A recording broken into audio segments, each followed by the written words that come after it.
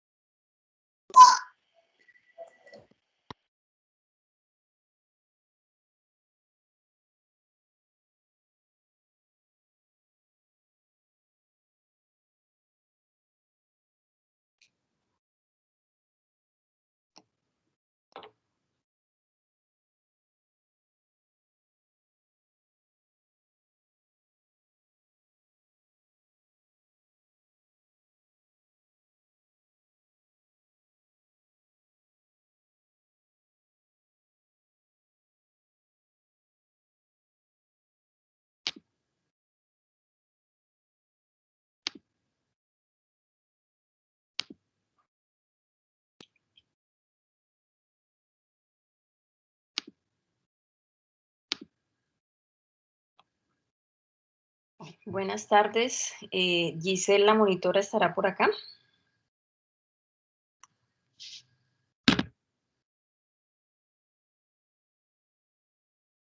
Buenas tardes, doctora. Buenas tardes. ¿Cuántos son en el grupo?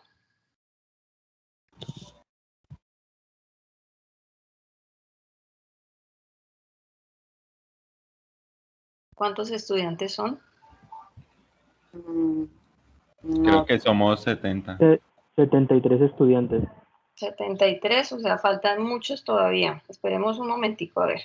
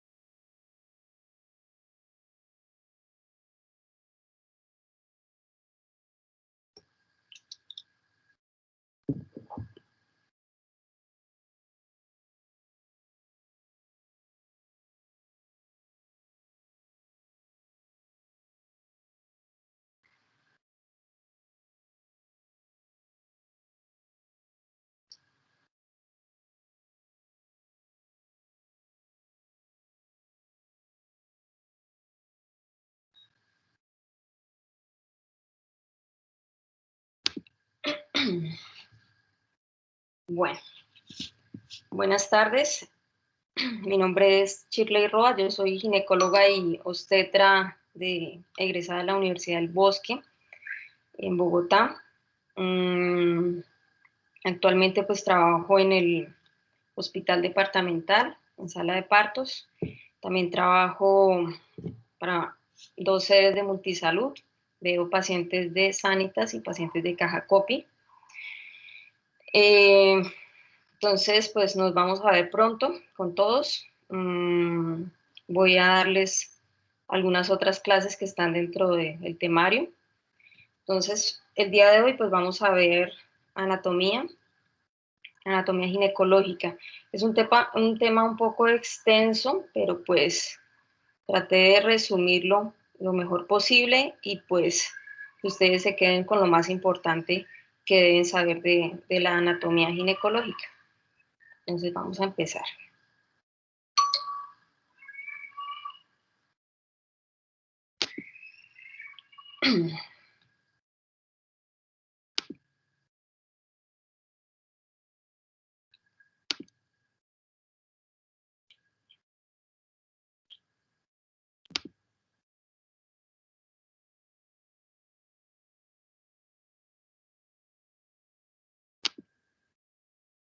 Bueno, ¿alguien que me confirme, por favor, si se está viendo la presentación?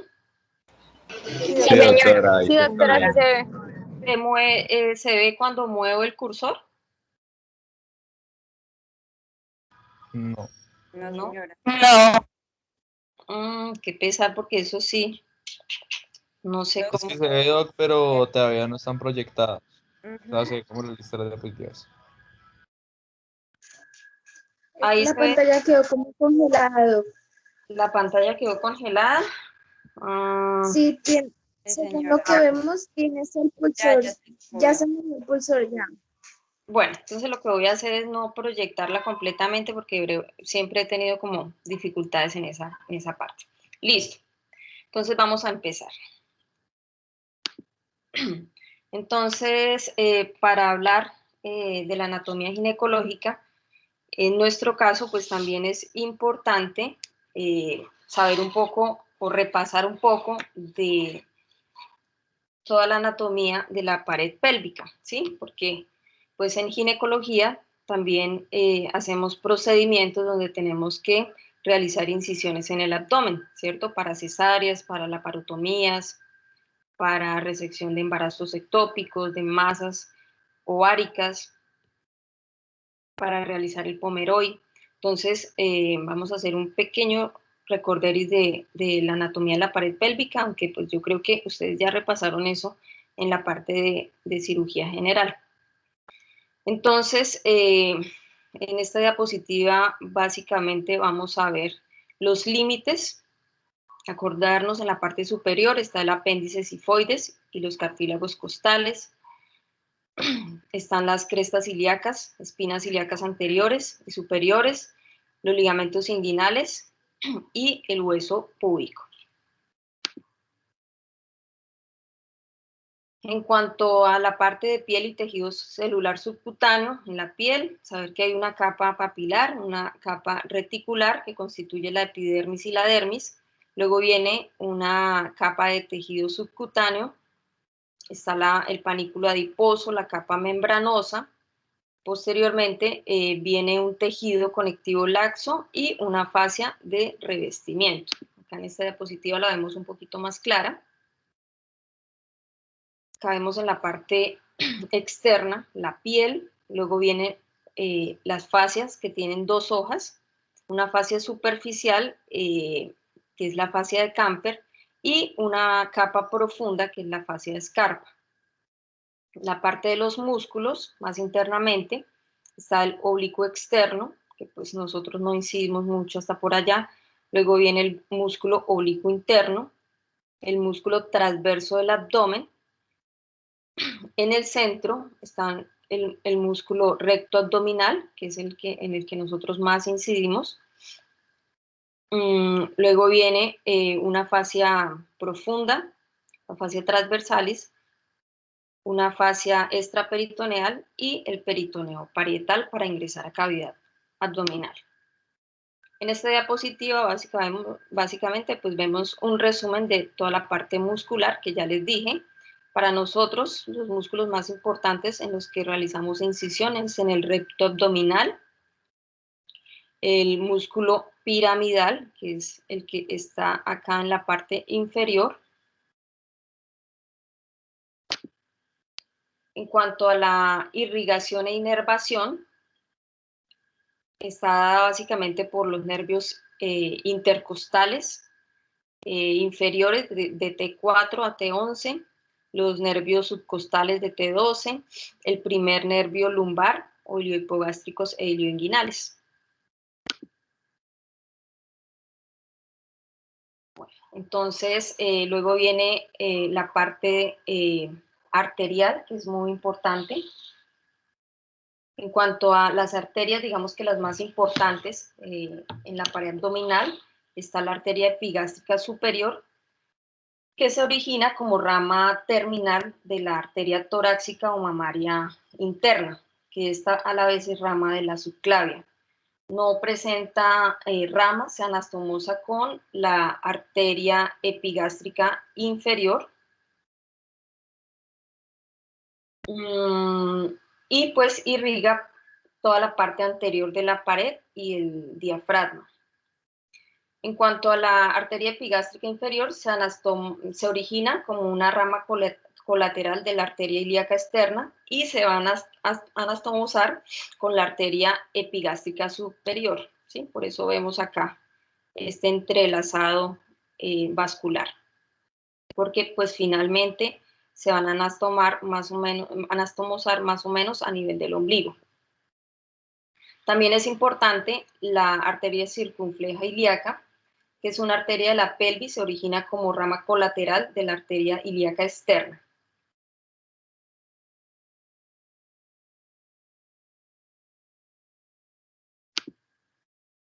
En cuanto al sistema de venas, la piel y el tejido subcutáneo de la pared abdominal drenan superiormente. En último término, el sistema de la vena cava superior por la vena torácica interna medialmente y lateralmente a través de la vena torácica lateral. En cuanto al sistema linfático, las cadenas, las más importantes son las cadenas axilares, los ganglios inguinales, los ganglios subcutáneos que van hacia la cadena lumbar. Son todas estas imágenes que ven ustedes acá en color verde más clarito. Bueno, eso es en cuanto a como la parte de la pared abdominal. Entonces, básicamente, nosotros vamos a clasificar nuestra anatomía en genitales externos y en genitales internos. Entonces, estas son todas las partes de los genitales externos que pues ya las vamos a ver en las diferentes imágenes. El monte de Venus, labios mayores y menores, el clítoris, el vestíbulo, el meato urinario, las dos glándulas de importancia para nosotros, que es la de Bartholin, la de Skene, el himen, la horquilla vulvar, el periné, y los genitales internos, la vagina, el útero, las trompas de falopio y los ovarios. Bueno, en cuanto a los genitales externos, entonces la lista que veían anteriormente. Entonces acá vamos a repasar. Entonces tenemos en la parte superior el monte de Venus. Aquí tenemos el prepucio del clítoris, tenemos el clítoris. Acá tenemos el meato de la uretra. Al lado y lado del meato de la uretra están unos pequeños orificios o ductos que se llaman las glándulas de Skene, a los dos lados del meato uretral. Están los labios menores, están los labios mayores, está el vestíbulo, que es como un plieguecito que está en la parte interna de los labios menores. Acá en la parte inferior están unos orificios que lo que hacen es drenar las glándulas de Bartholin. Entonces, muchas veces cuando estos orificios de salida de estas glándulas se obstruyen por algún motivo, da lo que comúnmente se llama abscesos de la glándula de Bartholin o quistes de las glándulas de Bartholin, que lo que hacen es producir una inflamación y un edema importante de todo el labio menor. Listo. Acá en la parte inferior está la fosa navicular, están las carúnculas himeneales, que son las que quedan, el revestimiento que queda posteriormente a la primera relación sexual o después del parto. Esto lo vamos a ver ahorita más detalladamente. Bueno, entonces acá tenemos el compartimiento de los músculos del piso pélvico. Estos músculos pues es importante que los aprendan y los tengan en cuenta porque pues son músculos en los que normalmente se producen desgarros luego del parto o que hacemos incisión a través de ellos cuando hacemos nuestras episiotomías. Entonces acá tenemos el músculo isquiocavernoso, son estos laterales que están acá. Están los músculos bulbocavernosos, que son estos alrededor de la de la vagina del introito. Acá lateralmente están los músculos transversos superficiales del periné, el esfínter anal externo y los músculos elevadores del ano, que ya vamos a ver ahorita en una imagen más profunda porque ellos a la vez se dividen en otros haces o fibras musculares. Entonces, cuando, un datico ahí para que tengan en cuenta, cuando se realiza una episiotomía, siempre se corta a través del músculo bulbo cavernoso y el transverso superficial del perine. Esos son los dos músculos que normalmente nosotros seccionamos cuando hacemos una episiotomía.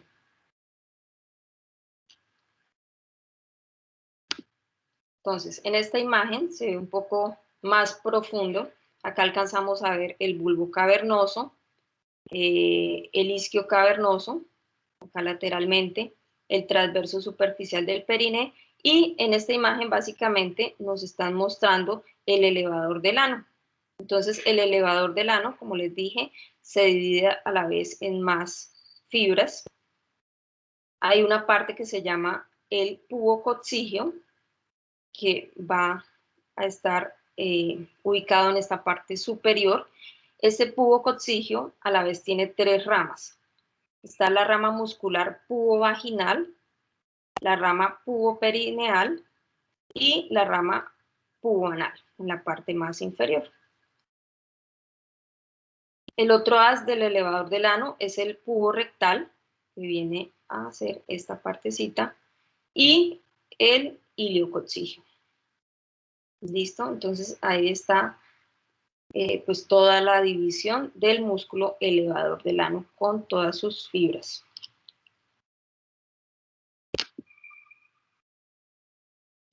En estas siguientes dos diapositivas, básicamente dice como el origen y la inserción de estos músculos principales, de los tres principales. Entonces, el bulbo cavernoso se origina en el cuerpo perineal, se va a insertar en la superficie posterior del clítoris y en la fascia de los cuerpos cavernosos. La inervación va a estar dada por la rama perineal del pudendo. ¿Y cuál es la acción principal de este músculo bulbo cavernoso? Es actuar como un esfínter de la vagina, es decir, produce compresión del bulbo vestibular y ayuda en la erección del clítoris. A través de, pues, produce como una compresión de la vena dorsal del clítoris. Entonces, este es el bulbo cavernoso que está acá. Luego está el isquio cavernoso. Me devuelvo un poquito. Isquio cavernosos son los que están acá laterales. Esos isquio cavernosos se originan en la tuberosidad del isquión. La inserción llega al hueso isquiopúbico. Está inervado por también la rama perineal del pudendo y básicamente lo que hace es comprimir los pilares del clítoris y los hace descender. El otro músculo importante es el perineal transverso superficial. Me devuelvo. Es este. Músculo transverso superficial. El origen está en la tuberosidad del isquión. Se va a insertar en el tendón perineal central. Va a estar inervado también por la rama perineal del pudendo y lo que hace es fijar el cuerpo perineal. Bueno, en cuanto a la capa un poco más profunda, está dada por el diafragma urogenital, que contiene el músculo esfínter uretral, el esfínter uretral externo, el compresor de la uretra, y el esfínter uretrovaginal. Y también tenemos el músculo perineal transverso profundo. Entonces aquí, en este cuadrito,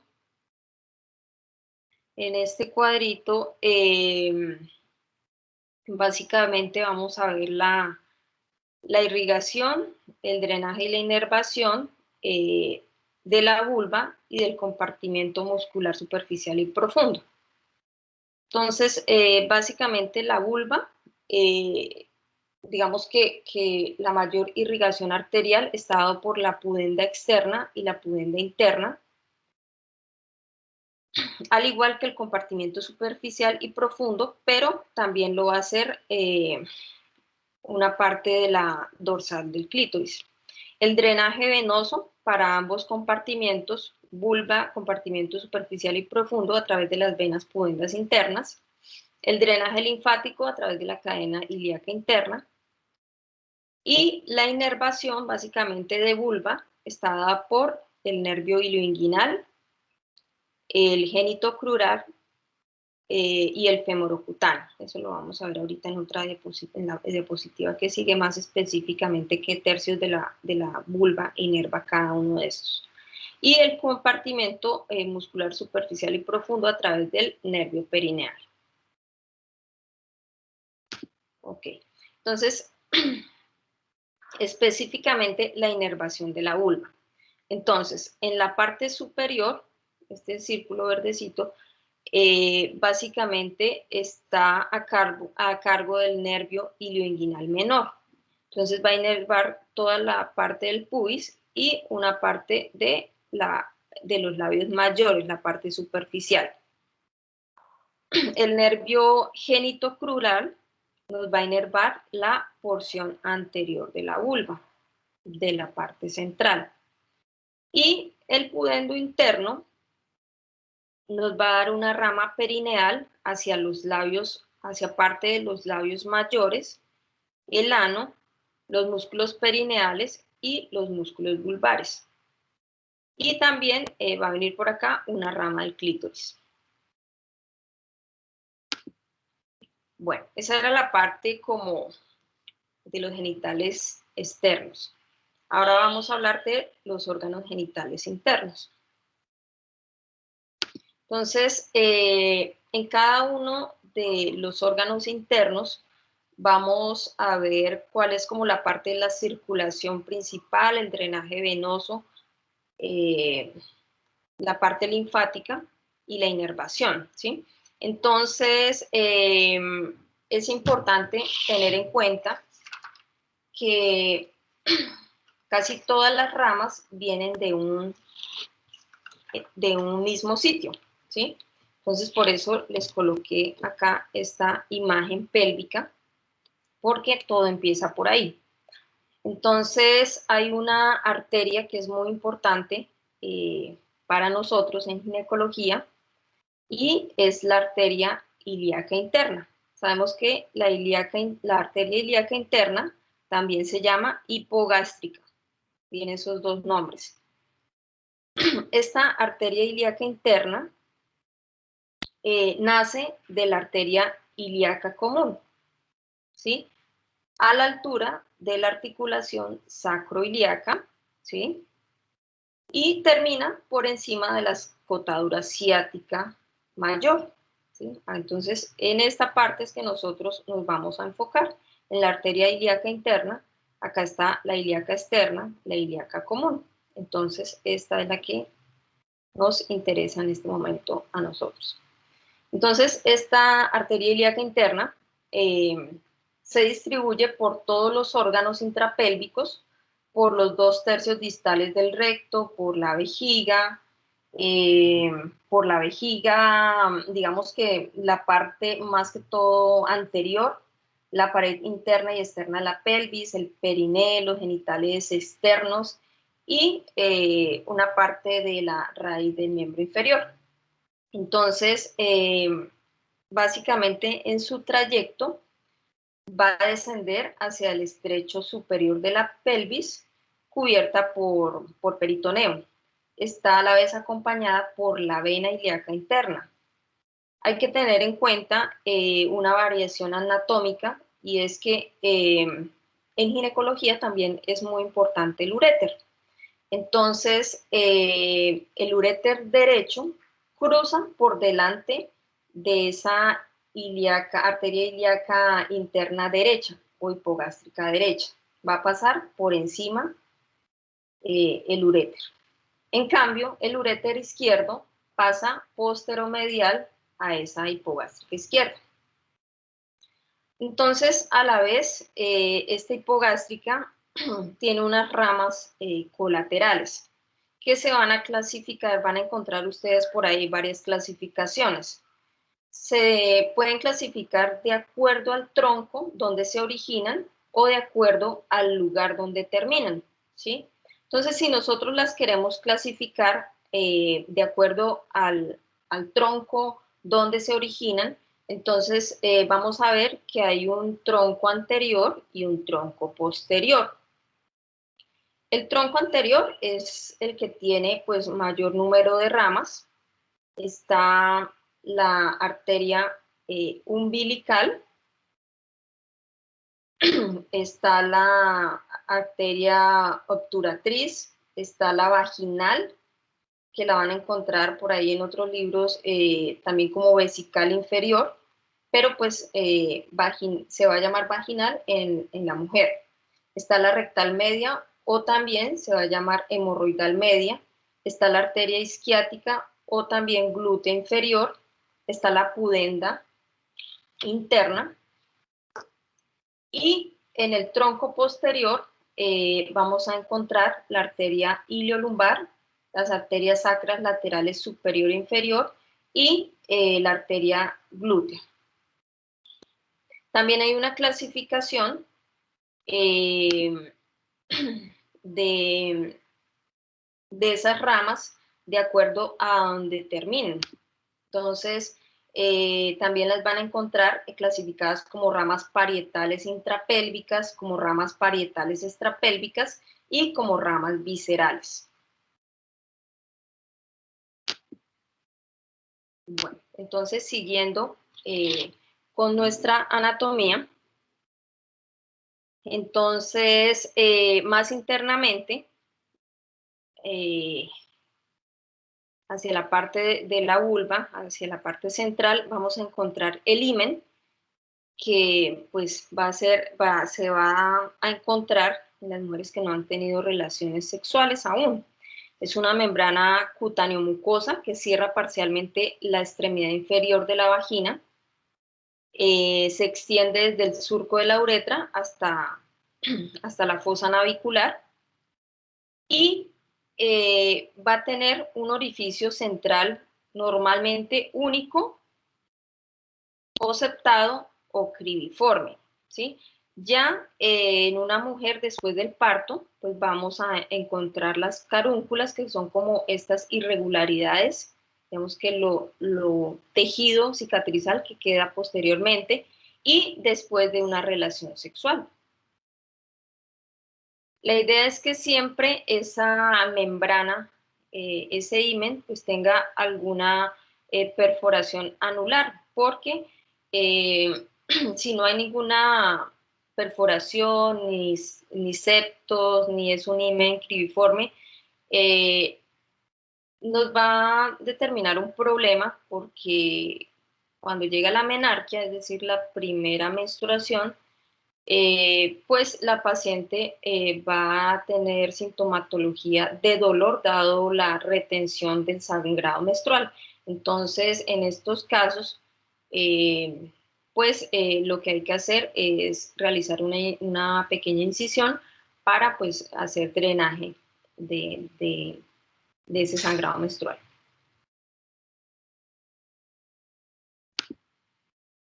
Bueno, en cuanto a la vagina. Entonces la vagina es un tubo músculo membranoso que el promedio de medida es de 7 a 9 centímetros de largo. Se extiende desde el cuello del útero al vestíbulo, es decir, hasta la hendidura entre los labios menores. En el extremo inferior o vestíbulo vamos a encontrar los orificios uretrales, el orificio vaginal y abertura de las dos glándulas vestibulares mayores o de Bartolini. Y en el extremo superior, básicamente, pues vamos a encontrar el cérvix, el cuello. Entonces, en cuanto a la situación anatómica, entonces en la parte anterior de la vagina va a estar la uretra y la vejiga urinaria. En la parte posterior, el conducto anal, el recto, el fondo de saco recto uterino. Lateral, las fascias pélvicas visceral y los ureteres. En los extremos superiores, la parte del cuello. En el extremo inferior se abre hacia el fondo del vestíbulo de la vagina, lo que les dije. Entonces, hay que tener en cuenta, entonces acá tenemos la vagina, el cuello, el útero, la vejiga, el recto. Entonces, la vagina tiene unos fondos de saco dados por los fornix. Entonces, hay un fornix anterior, un fornix posterior y unos fornix laterales. Entonces, el posterior pues es la parte obviamente más profunda y que está íntima relacionada con el fondo de saco recto uterino.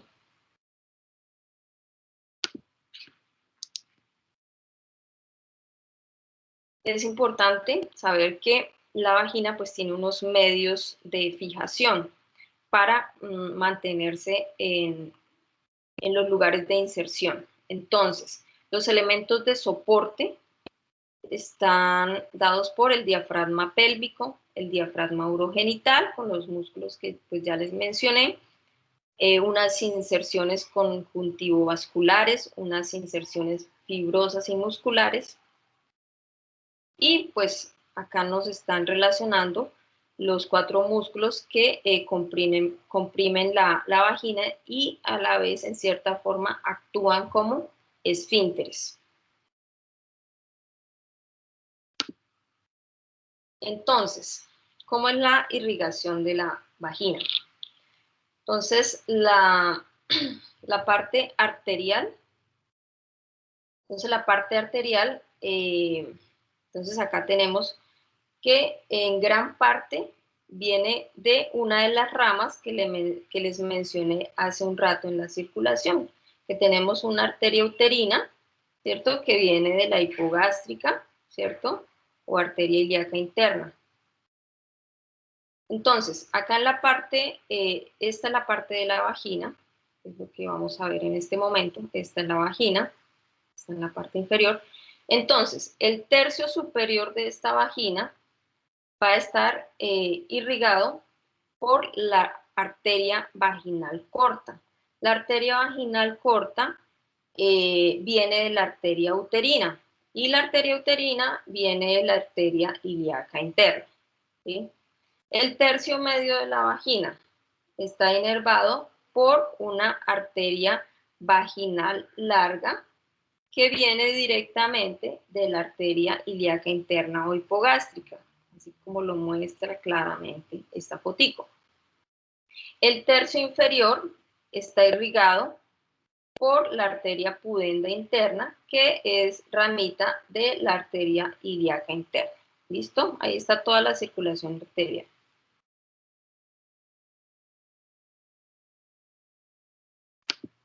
De la vagina. ¿Cómo es el drenaje venoso?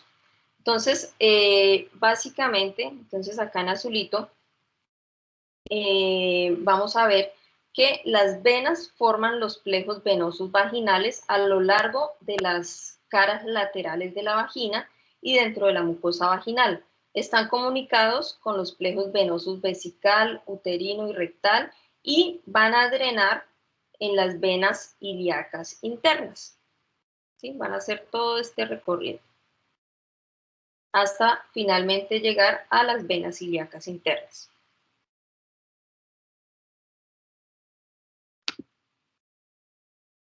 El drenaje linfático. Entonces, la porción superior va a drenar hacia los ganglios linfáticos ilíacos internos y externos.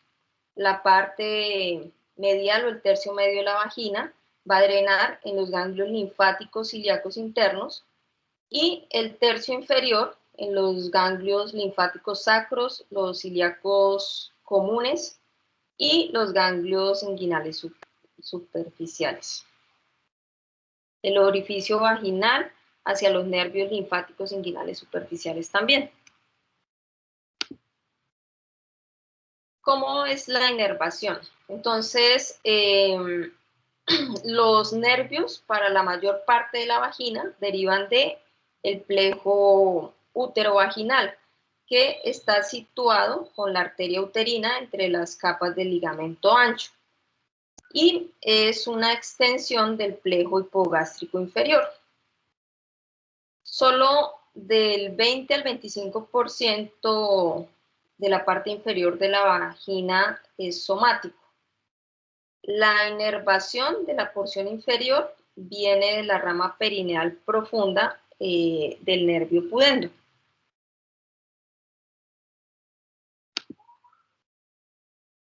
Bueno, entonces, para hablar del útero.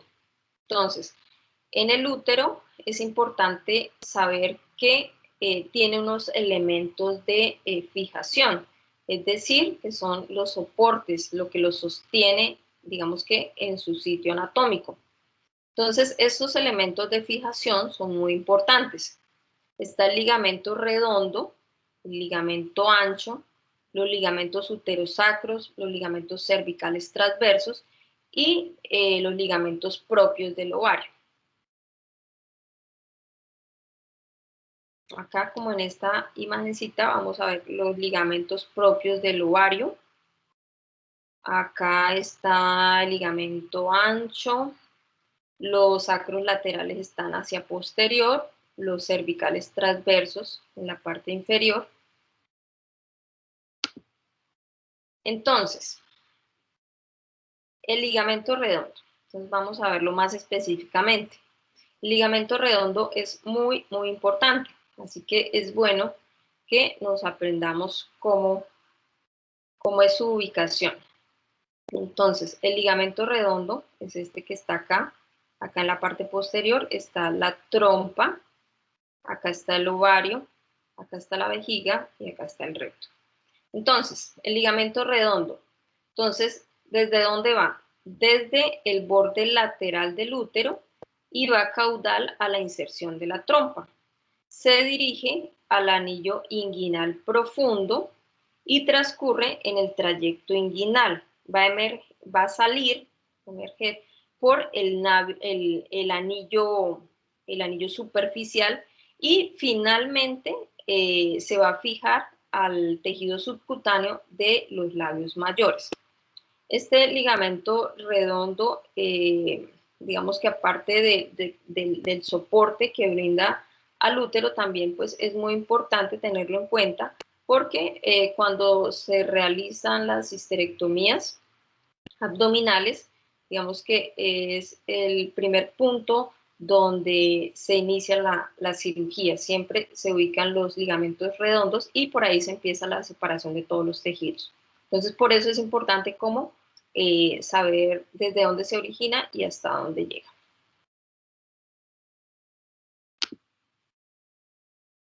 Bueno, el otro elemento de soporte es el ligamento ancho. El ligamento ancho es como toda esta telita que cubre el útero. Como es tan grande, se divide en mesometrio, mesoovario y mesosalpins. Entonces, el mesometrio es el que está alrededor del útero. Es la parte que está alrededor del útero y cubre los vasos ilíacos externos, encierra la parte proximal del ligamento redondo que estaba por acá adelante. El mesovario es una pequeña partecita que va desde la superficie posterior del ligamento ancho y se inserta en la parte del ilio ovárico, ¿sí? No cubre la superficie del ovario, no nos cubre el ovario. Es como la porción más pequeña. Y el mesosalpins se origina superiormente al mesoovario y este va a cubrir las trompas. Entonces, esa es toda la extensión de nuestro ligamento ancho.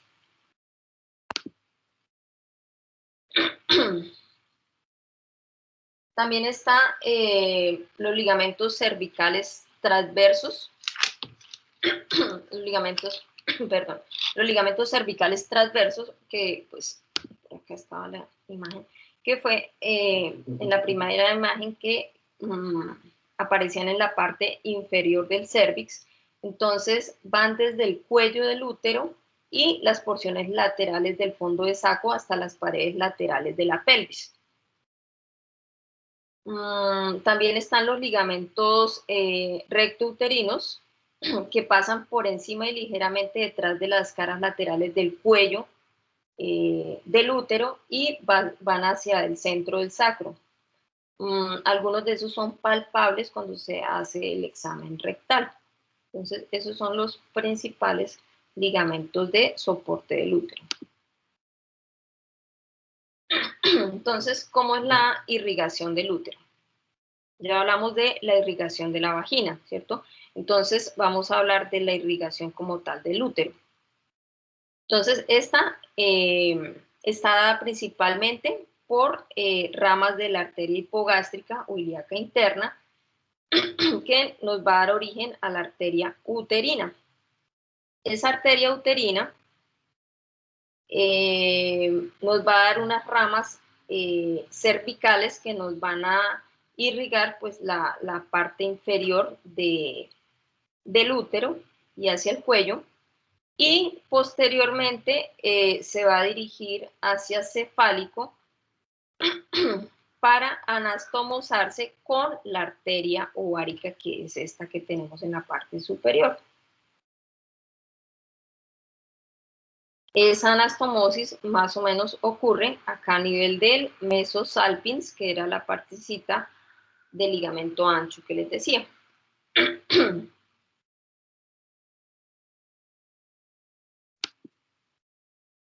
¿Cómo es el drenaje venoso del útero?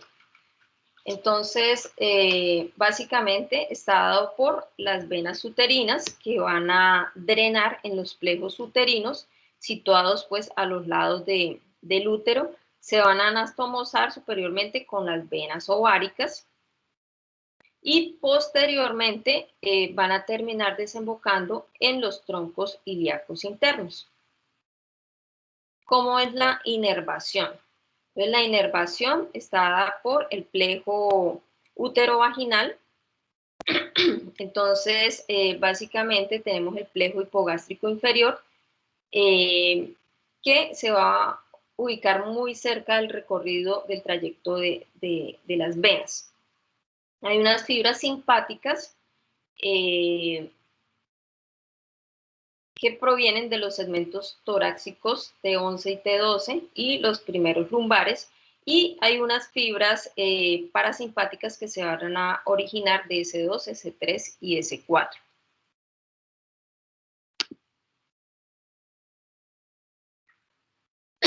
¿Cómo es el drenaje linfático? Entonces hay una red linfática superficial subserosa y una profunda intramiometrial. Hacia el fondo uterino, el drenaje linfático va a estar dado hacia los linfonodos aórticos laterales y preaórticos. Hacia el cuerpo uterino va a drenar hacia los linfonodos ilíacos internos, y la parte del cuello uterino va a drenar hacia los linfonodos ilíacos externos, internos y presacros. Bueno, en cuanto a la parte de la trompa uterina. Entonces, acá tenemos la trompa uterina, el ovario, el ligamento uterovárico. Entonces, básicamente la trompa uterina pues es un conducto en forma de trompeta que va a medir en promedio 12 centímetros. Sabemos que pues, la trompa es importante porque va a servir de transporte y en la parte de unión de los gametos y el óvulo fecundado. Se sitúa en el borde superior del ligamento ancho entre las dos hojas de la parte superior. Es importante que sepan las porciones de la trompa. Hay una pequeña porción de la trompa que se llama la porción intersticial uterina o intramural. Esa en promedio mide de 0.5 a 2 centímetros. Luego viene la parte del istmo, la parte ístmica, que puede medir en promedio entre 3 y 4 centímetros.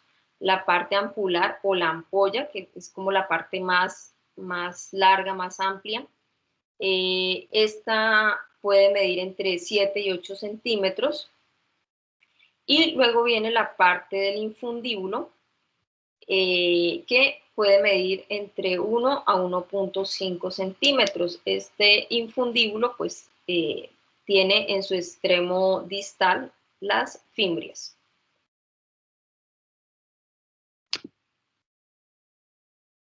¿Quién se encarga de irrigar la trompa uterina? Entonces hay ramas arteriales tanto de los vasos uterinos como ováricos que se van a anastomosar en el mesosalpinx. Las venas igual, siguen el mismo trayecto y los mismos nombres de las arterias. El drenaje linfático va a ir hacia los linfonodos lumbares y paraórticos, y la inervación va a estar a cargo de los plejos ováricos e hipogástrico inferior.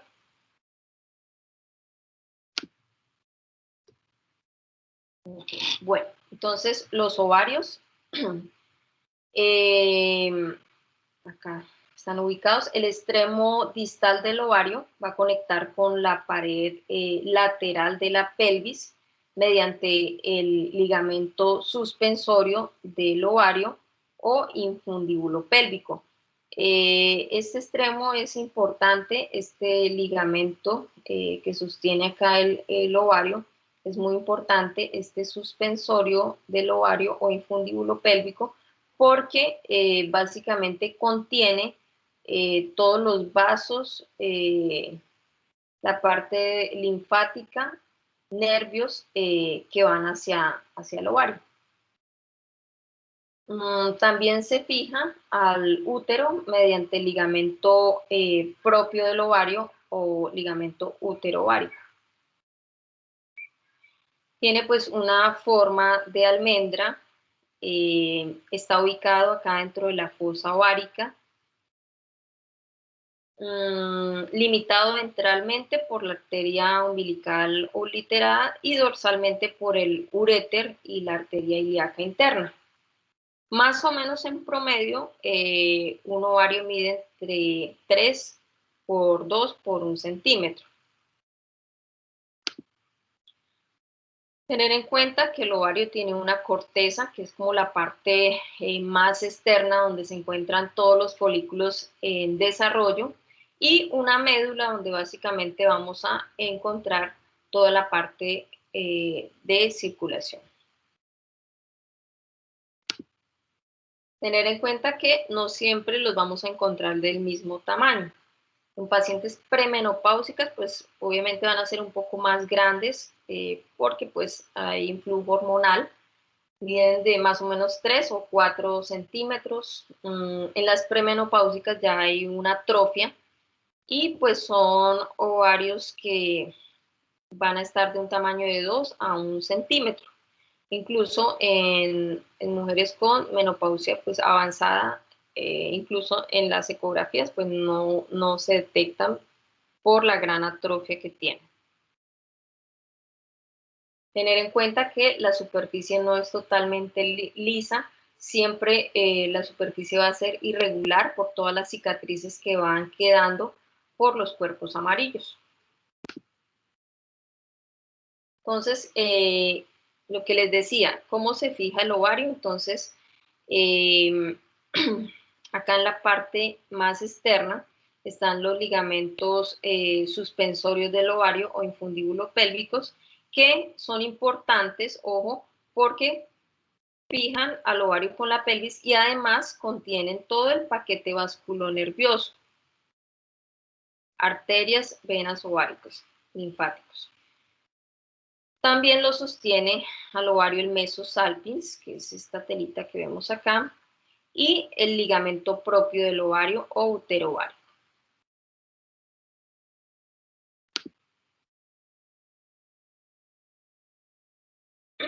Entonces, ¿cómo va a estar irrigado el ovario? Entonces, básicamente, la principal arteria va a ser la arteria ovárica, que se bifurca en ramas que van como tal para el ovario y ramas que van para la trompa. estas se anastomosan con las ramas provenientes de la arteria uterina.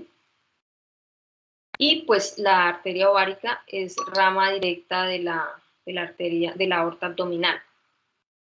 El drenaje venoso, las venas que drenan en el ovario forman el plejo pampiniforme a nivel del ligamento ancho y se unen para crear las venas ováricas. Entonces acá hay una situación especial y es que la vena ovárica derecha va a ir a drenar a la vena cava inferior, mientras que la vena ovárica izquierda va a drenar en la vena renal inferior, para que lo tengan en cuenta.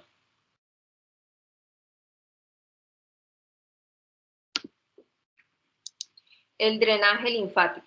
Entonces, los canales linfáticos se dirigen al ilio, envuelven a la vena ovárica y pues los vasos linfáticos siguen a la vena ovárica por el ligamento infundíbulo pélvico hasta desembocar a los nodos periaórticos a nivel del ilio renal. Entonces, básicamente, eso era lo que les quería contar. Como les dije, hice un resumen porque creo que cada uno de los órganos nos daría para una clase si lo hacemos de forma extensa. Pero básicamente, lo que ustedes tienen que saber es eso, que básicamente cuáles son las arterias principales. Es importante que repasen y ojalá se aprendan todas las ramas del tronco anterior y posterior de la ilíaca interna o hipogástrica, ¿sí? Porque es todo lo que nos irriga a nosotros la parte pélvica. Entonces, todas esas ramitas, pues finalmente cada una es la que vamos a ver drenando a los diferentes órganos. Entonces, es importante estudiar el recorrido de la arteria uterina, de la arteria ovárica, la anastomosis que se produce, los drenajes venosos generalmente van acordes al drenaje arterial. Y pues eso era lo que tenía para contarles. Repasen cada una de las diapositivas, la parte de los ligamentos también es importante. Del soporte de esto en la parte pélvica, los músculos, ojo, porque eso se los van a preguntar. Eso es pregunta fija. ¿Qué músculos se excepcionan en una episiotomía o cuando hay desgarros? Cuando estudian los tipos de episiotomías. Entonces, hay que repasar esa parte muscular. La parte acá están todas las ramas. Esas ramas hay que aprendérselas. La irrigación de la vagina, la irrigación del útero, de los ovarios, toda la parte de los ligamentos. Pilas con esto. Este ligamento redondo es supremamente importante, así que deben aprenderse el recorrido, ¿sí? Y pues obviamente conocer todos los elementos de fijación del útero. Entonces eso era lo que tenía para contarles, muchachos. Muchas gracias por la atención. Muchas gracias, doctora. Gracias, doctora. Gracias, doctora. Gracias, doctora.